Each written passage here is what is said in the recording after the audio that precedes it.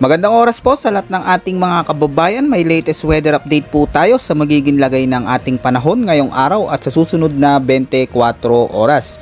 Ano nga ba ang inaasahan natin magiging panahon ngayong araw mga kababayan, at may nakikita na nga ba tayong sama ng panahon o bagyo sa loob at labas ng ating Philippine Area of Responsibility na posibleng pumasok sa mga susunod na araw? Sabay-sabay po nating alamin lahat yan mga kababayan dito po sa ulat panahon ko ngayong araw na ito.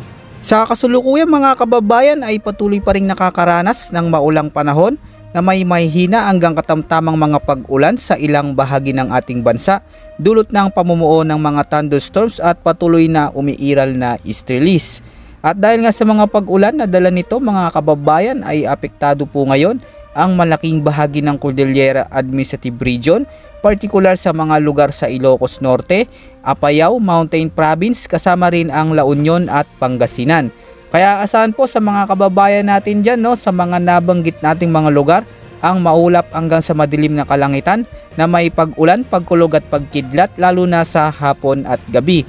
Pinag-iingat din po natin ang lahat sa posibilidad o banta ng mga biglaang pagbaha at pagguho ng lupa lalo na kung may mga severe thunderstorms.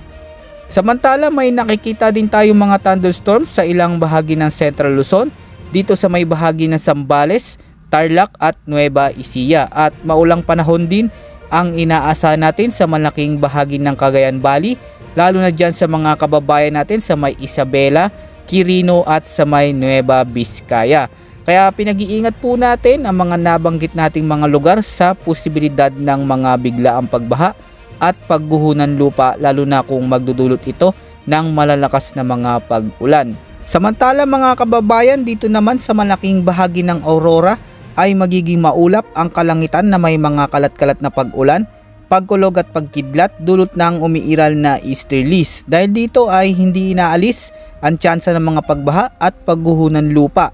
At dito naman sa buong Metro Manila at sa natitira pang bahagi ng ating bansa mga kababayan ay asahan po na makakaranas ng maulap hanggang sa makapal na kaulapan na may mga isolated rain showers at thunderstorms lalo na pagdating ng gabi. Ang mga pag-ulan na ito mga kababayan ay dulot ng umiiral pa rin na easterlies. Posible rin ang mga banta ng biglaang pagbaha at pagguho ng lupa lalo na kung magdadala ito ng matitinding mga pag-ulan. Samantala mga kababayan, sa kasalukuyan ay wala pa po tayong namomonitor ngayon na bagong sama ng panahon sa loob at labas po yan ng ating Philippine Area of Responsibility hanggang sa mga susunod na 3 araw. Kaya magandang balita po ito sa lahat ng ating mga kababayan.